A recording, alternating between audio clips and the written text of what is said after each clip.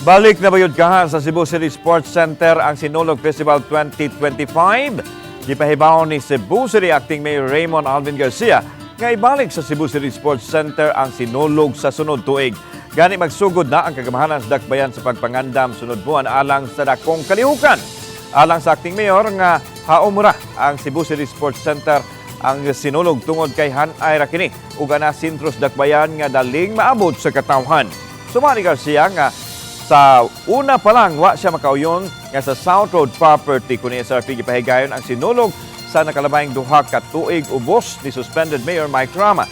Giklaro hinuon ni Garcia nga giandam lang niyang daan ang magkinahanglan nga buhaton apan sa higayon nga makabalik na si Rama sa katungdanan human sa unom ka buwan niyang suspension.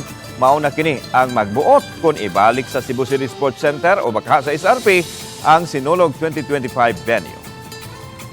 I was telling them earlier, dapat ang plano pa daw nagyutiha, no? So for example, maghimo ka og parade route sa Sinulog, alangan naman ang imong i-route dito sa SRP nga naman sa grandstand sa Cebu City Sports Center ang ato ang venue.